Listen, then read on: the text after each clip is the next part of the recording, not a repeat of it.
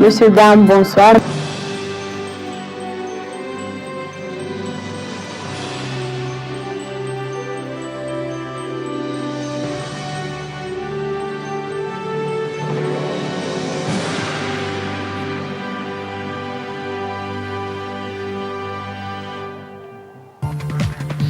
Visite d'État du président de la République en Turquie. Quelle signification donner à cette visite? Élément de réponse dans ce journal.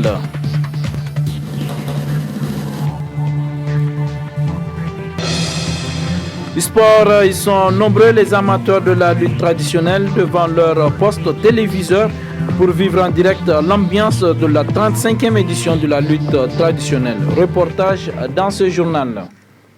Mesdames et messieurs, bonsoir et bienvenue à cette édition d'information. Le président de la République, Issoufou Mahamadou, est en Turquie depuis hier. Il effectue une visite d'État à l'invitation du président de la République turque. Cette visite durera 3 jours. Quelle signification donner à cette visite? Élément de réponse dans ce commentaire signé Idi Maman Siraj. Il faut rappeler que les liens entre la Turquie et le Niger remontent au XVe siècle, à l'époque du sultan Yunus Istanbulawa. Mais les relations diplomatiques entre Niamey et Ankara ont été établies en 1966.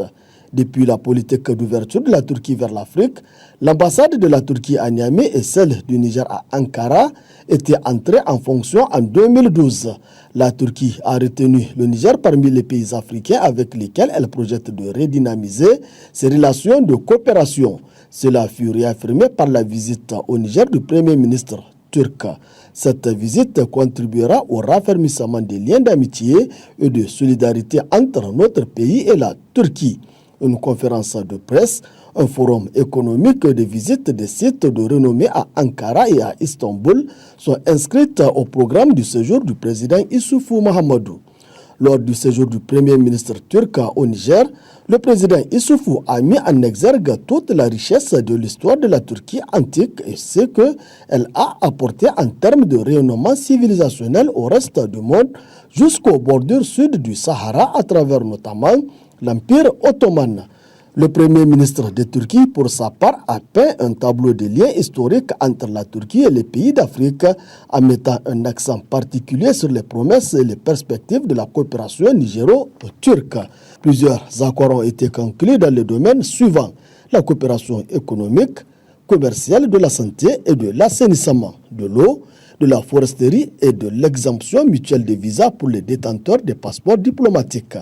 La Turquie a également accepté la proposition du président Issoufou de construire 450 km de routes bitumées entre Agadez et Iférouane. Une route appelée route de Istanbulawa désenclavera sans doute la région du nord du Niger. Pour le président Issoufou, le projet de construction de la route de Istanbulawa est important au plan non seulement économique, mais aussi social, parce que ce projet va contribuer à souder et à renforcer l'unité du Niger, à souder la région nord de notre pays aux autres régions. En 2011 déjà, l'agence turque de coopération s'est engagée à financer des investissements de l'ordre de 40 millions de dollars, environ 20 milliards de francs CFA au Niger. Aussi, nos opérateurs économiques peuvent librement se rendre en Turquie grâce à une liaison directe Istanbul-Niamey à travers la compagnie Turkish Airlines. Par ailleurs, un forum réunissant plus de 600 opérateurs économiques s'est tenu à Niamey. C'est au terme de ce forum entre hommes d'affaires nigériens et turcs que plusieurs accords relatifs ont été conclus. À présent, une nouvelle ère de partenariat dynamique et multiforme s'est ouverte entre les deux pays avec la visite du président Issoufou Mahamadou en Turquie. À présent, allons à la découverte de la Turquie, considérée comme étant l'État ayant atteint le plus haut degré de civilisation contemporaine au Moyen-Orient. C'est avec Isdor Banaba. Fondé sur les cendres de l'Empire ottoman, un empire qui fut très puissant et qui s'étendait sur certaines parties de l'Afrique, de l'Asie et de l'Europe, des grands pays comme l'Irak, la Syrie, l'Égypte, l'Albanie, la Bosnie, le Yémen et même la Mecque, furent sous l'Empire ottoman. Aujourd'hui, le pays de Mustafa Kemal est un pays considéré comme le pays du Moyen-Orient qui a atteint le plus haut degré de civilisation contemporaine, mais aussi le plus avancé au sein du développement politique et économique. La Turquie est un État laïque qui a changé sur tous les plans. C'est une république parlementaire. Le pays est membre de l'ONU, de l'OCDE, de l'OTAN, de l'OCI, de l'OMC et du G20. La réussite de la Turquie est liée à une transformation positive de ses relations avec le monde et singulièrement avec l'Afrique. Ces échanges économiques avec le continent ont largement augmenté. Les échanges entre la Turquie et les pays africains sont passés en moins de 10 ans de 5 milliards de dollars à 17 milliards de dollars, soit 2500 à environ 8500 milliards de francs CFA. 18e économie du monde, la Turquie est également le 7e partenaire commercial de l'Union européenne. Un mot politique dans ce journal. La section PNDS Tareya de l'arrondissement 4 de Zender a tenu son assemblée générale. Objectif, mettre en place un nouveau bureau. Compte rendu, Moussa Adamou Garba. C'est par un score de 20 contre 4 voix que l'Haj Barhale a remporté les élections pour le poste de président de la section PNDS commune 4 de Zender. C'est une assemblée générale élective qui a été organisée ce dimanche 9 mars 2014. Tous les délégués des différentes bases de la commune 4 ont répondu à ce grand rassemblement. Après avoir tenté le consensus entre les deux candidats au poste de président, le comité d'organisation a procédé au vote. C'est ainsi que le nouveau bureau a été mis en place. Le nouveau président élu nous livre ici ses impressions.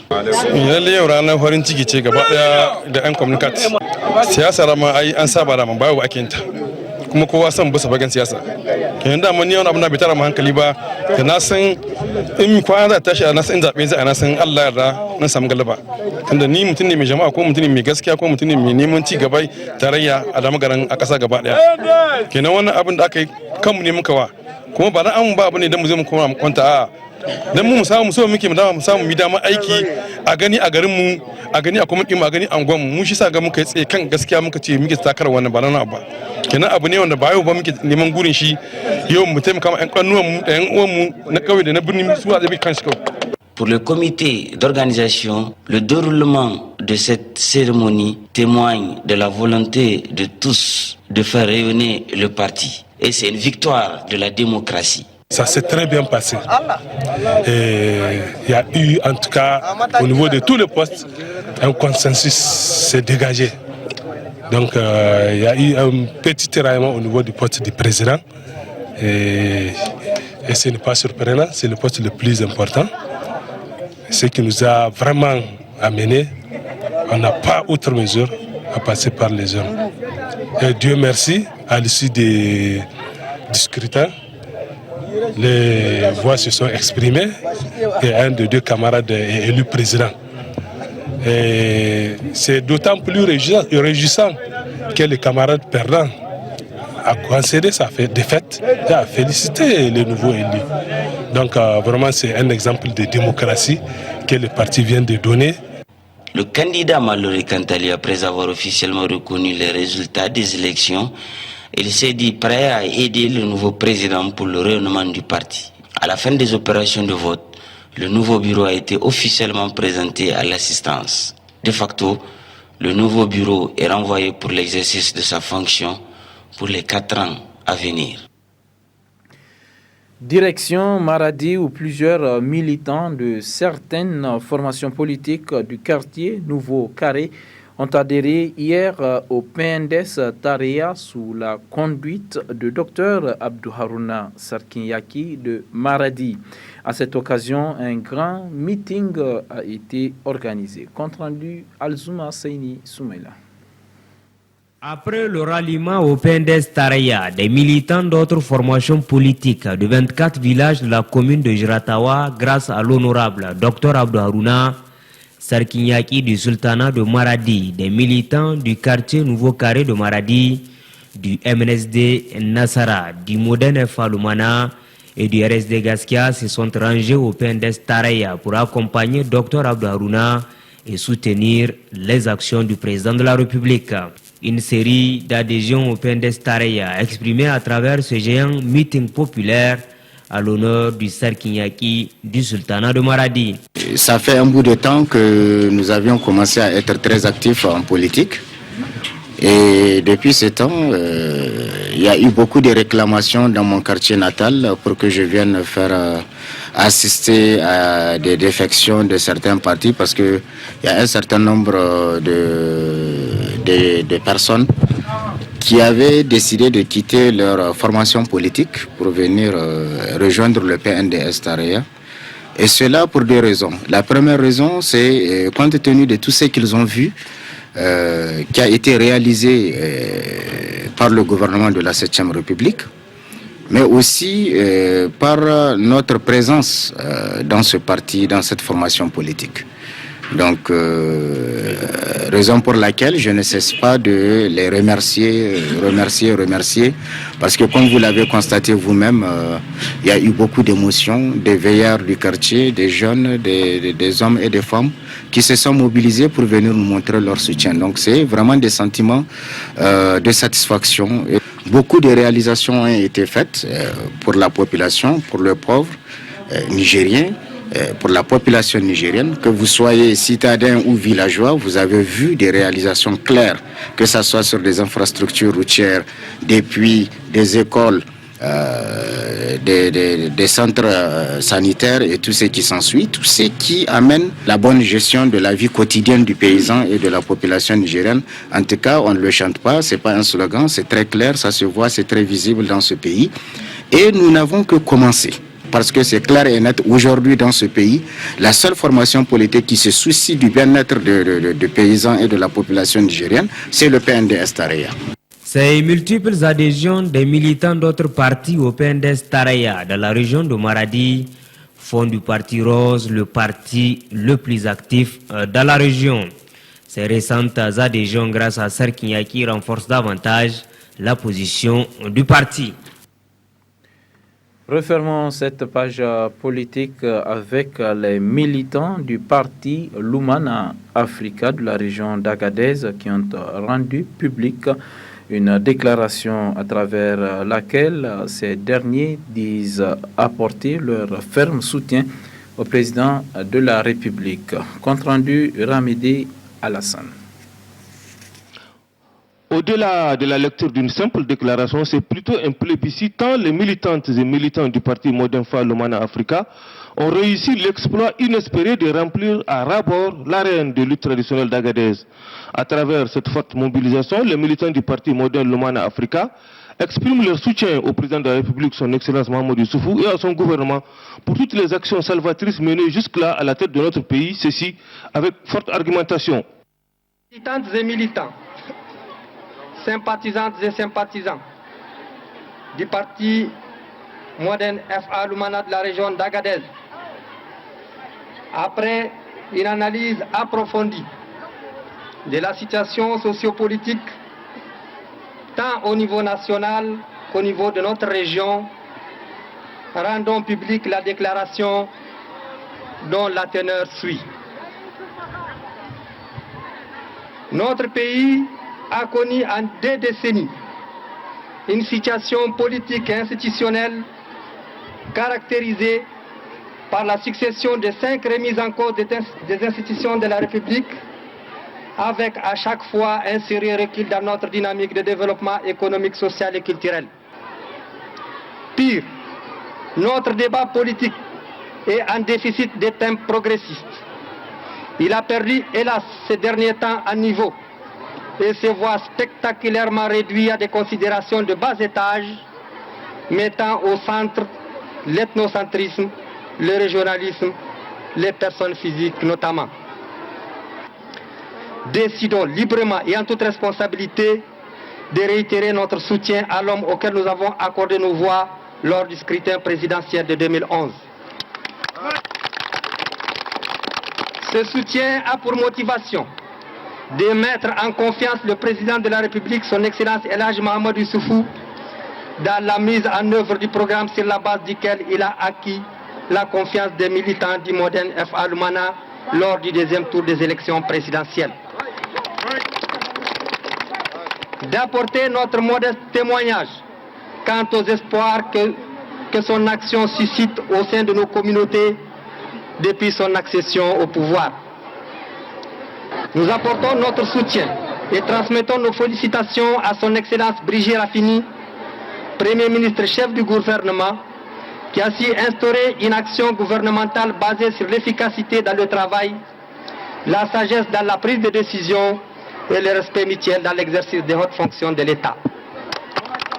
Lançons enfin, du haut de cette tribune, un appel pressant au bureau politique national du Modern FA Lumana en lui demandant de reconsidérer sa position actuelle afin de soutenir l'homme que nous avons élu ensemble suite au mot d'ordre du parti.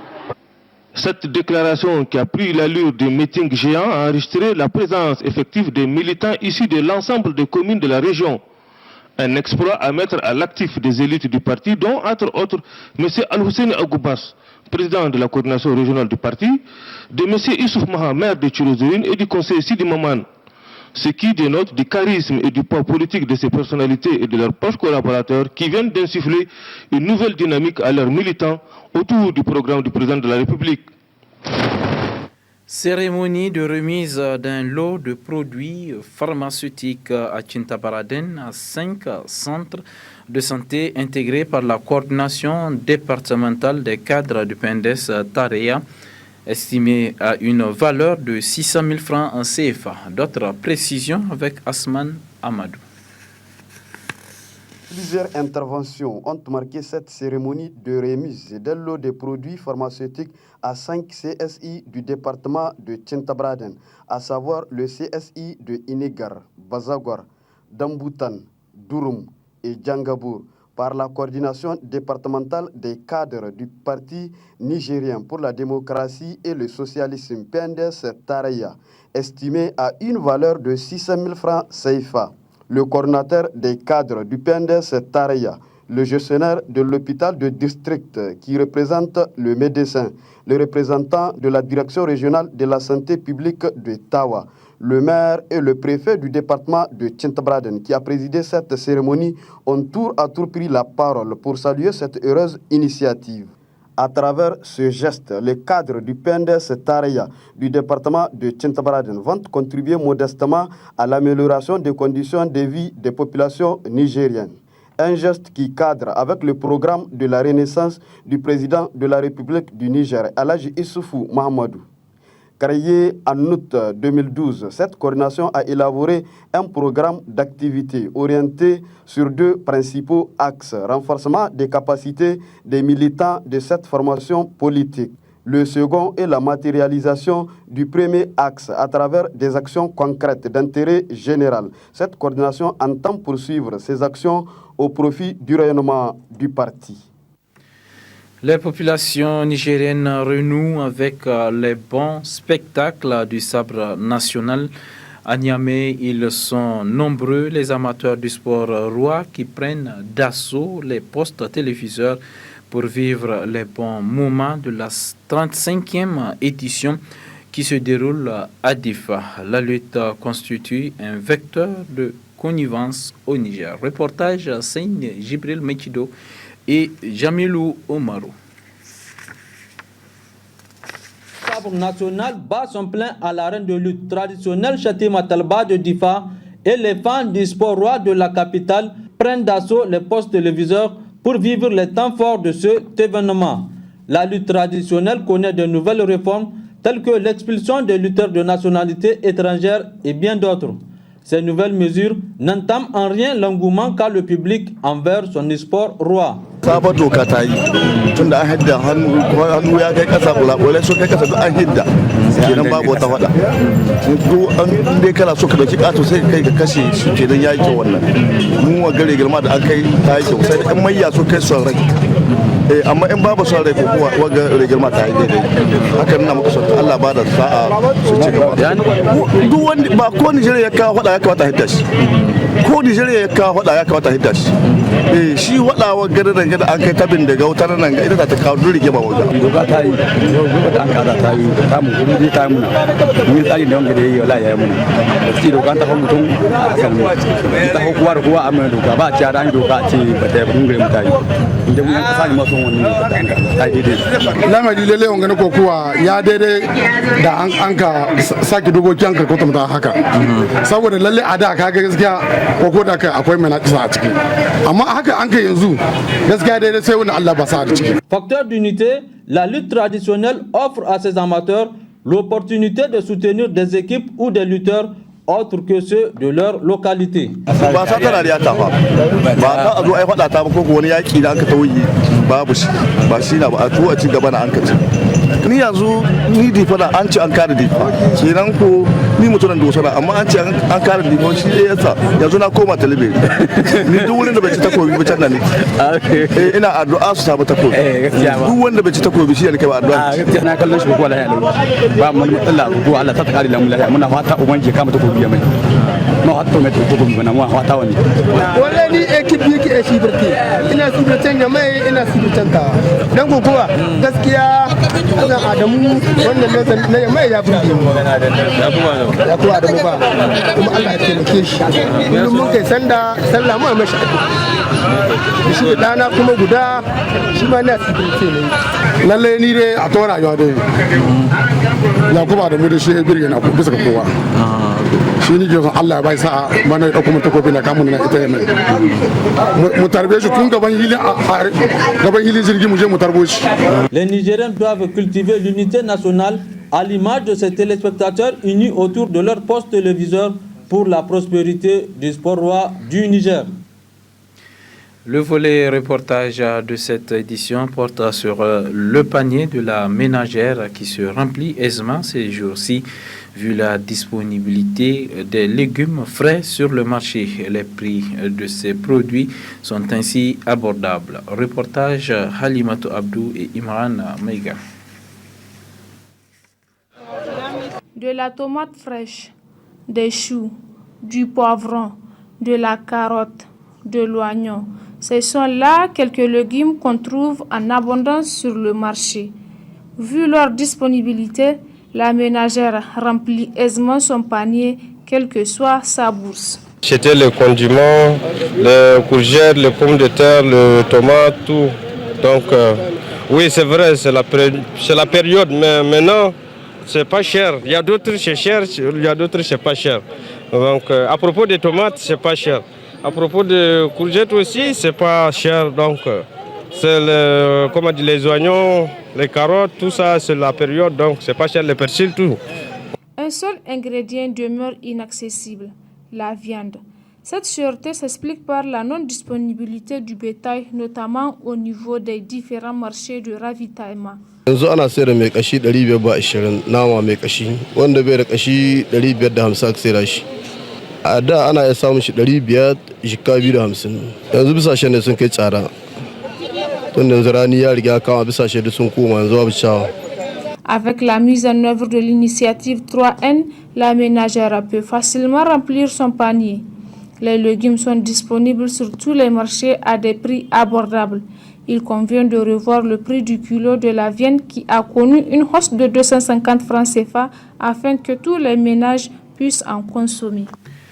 Les centres de lavage auto-moto envahissent la ville de Niamey. Pour faire le constat, il suffit de faire un tour dans la ville. Sur une même rue, on peut compter plusieurs centres de lavage auto-moto. Reportage Hima Seydou.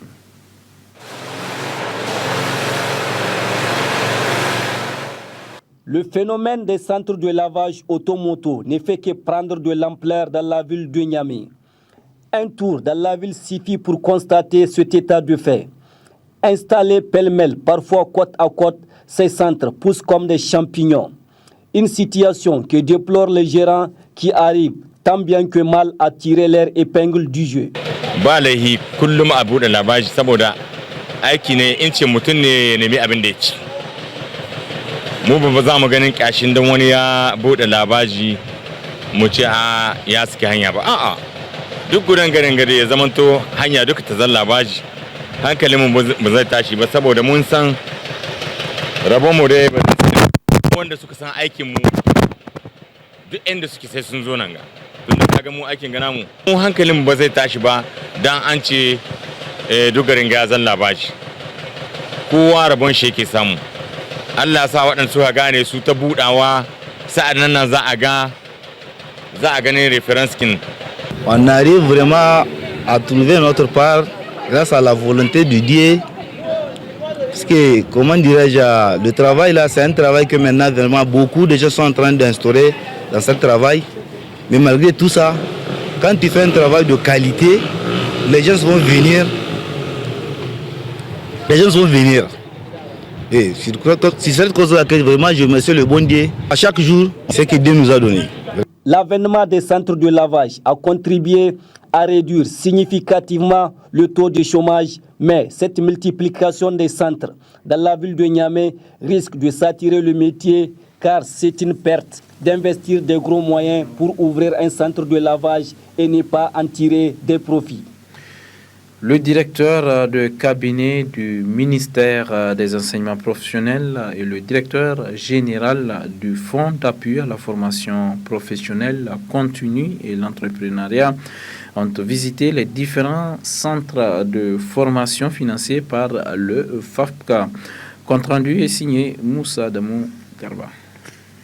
D'appui à la formation professionnelle, le Fonds d'appui à la formation professionnelle continue et l'apprentissage a lancé en février dernier une série de formations à l'endroit des jeunes dans plusieurs domaines comme la menuiserie métallique, l'informatique ou encore la couture. C'est pour constater de visu le déroulement de cette série de formations que le directeur de cabinet du ministère des enseignements professionnels et le DG du fonds ont fait le déplacement de Zender. Ce matin, ils ont organisé une série de visites sur place. Partout où ils ont passé de la ville et alentour, tout se déroule normalement. Pour le directeur général, cette série de formations appuie l'État nigérien dans ses différentes actions de développement à l'endroit des gens. Cette année, en février 2014, le ministre a personnellement procéder au lancement des activités du fonds pour l'année 2014. Nous avons prévu cette année une enveloppe d'environ 1,4 milliard pour la formation d'environ 15 000 jeunes en 1000 actions de formation. Et la première tranche est de 247 actions de formation qui concernent un peu moins de 5 000 jeunes, femmes et hommes, dans des domaines variés et sur toute l'étendue du territoire. Donc c'est à ce titre qu'aujourd'hui nous sommes à Zender, nous sommes en train de faire une supervision nationale des actions de formation qui sont engagées il y a 2-3 semaines de cela pour faire la situation, voir ce qui marche, là où il y a des petites contraintes pour pouvoir les solutionner. Il faut préciser que Zender a bénéficié de ce vaste projet de formation, comme nous l'explique ici le chef d'antenne de Zender. Ici, au niveau de la région de Zender, nous avons bénéficié pour cette première tranche de lancement des activités de formation du Fonds d'appui à la formation professionnelle continue, 18 actions de formation. Donc dans les 18 actions de formation, nous avons des filières comme maçonnerie, menuiserie métallique, menuiserie bois, teinture batik, transformation agroalimentaire et que sais-je encore. Là, ce sont les filières. Là, c'est destiné à plus de 250 participants pour la région de Zender uniquement. Depuis sa création en 2007, le FAFCA est intervenu plusieurs fois dans le secteur de la formation professionnelle de notre pays. Ce fonds appuie considérablement les jeunes femmes, hommes et les personnes vivant avec un handicap dans le cadre de la promotion de l'emploi. Le FAFCA apparaît aujourd'hui comme un outil pour le développement du secteur privé et de lutte contre la pauvreté. Le réseau des journalistes pour l'eau, l'hygiène et l'assainissement, le REGIA, était dimanche dernier dans le département de Bani Gungu.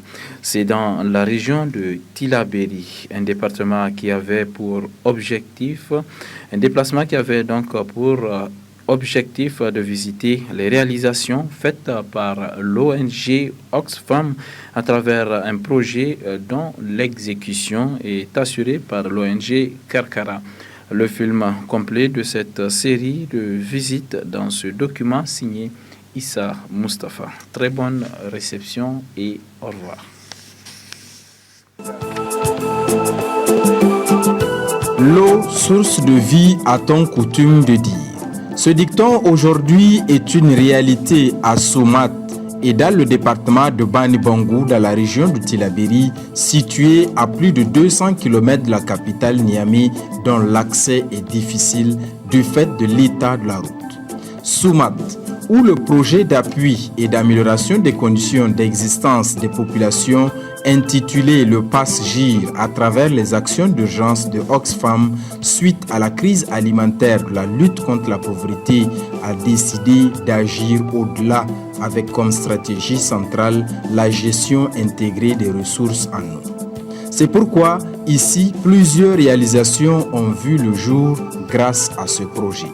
Parmi ces réalisations, on peut citer 2 barrages de sable, un château d'eau d'une capacité de 30 mm3 par jour, servant de station de pompage qui alimente le village en eau potable et pour les cultures maraîchères. Pour cela, les femmes du village se réjouissent de cette expérience que l'ONG Karkara a transportée du Burkina Faso.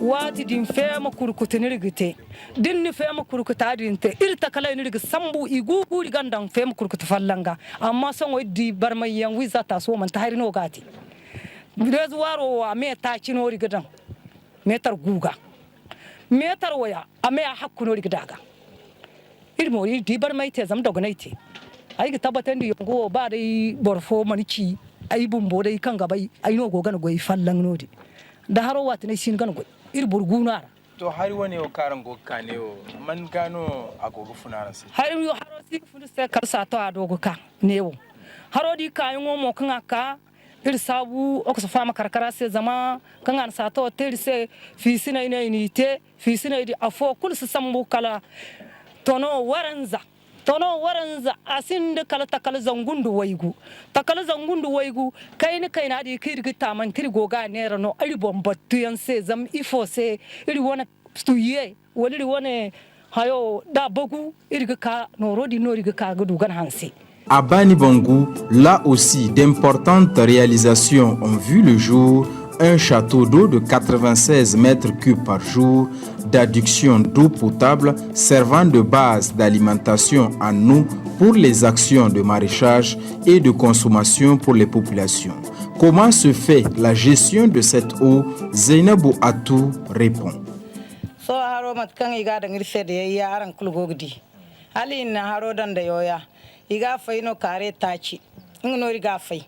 Dai kulirgila sab ta kalmar jikan ga sambu so ri woda yog sambu ta kal zangundu waidu ne riga faino kanen di taci kare taci barkul ga sambu ta kal wai taci ta kal wai taci wo zai to ga sambu guban barkul guban ngo waranka ta kal wai taci kul waran kuno ta kal hinkadala. La gestion se fait aussi en collaboration avec un comité technique qui permet à ces femmes de mieux comprendre la variation du niveau d'eau au moyen des outils tels que la sonde et le lever-loga qui sont des unités de mesure. 5 mètres 84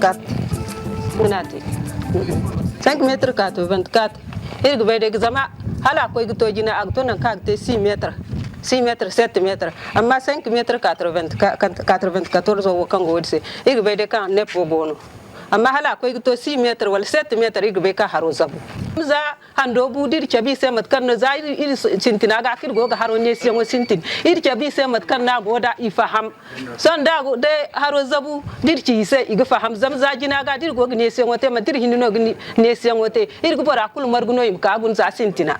L'ONG Karkara, à travers toutes ces grandes réalisations du projet Pass-GIR dans le département de Bani Bangu, estimé à un coût global de près de 400 millions de francs CFA, fait le point suivant. Ok, on peut estimer le niveau de réalisation des objectifs à plus de 98% de réalisation.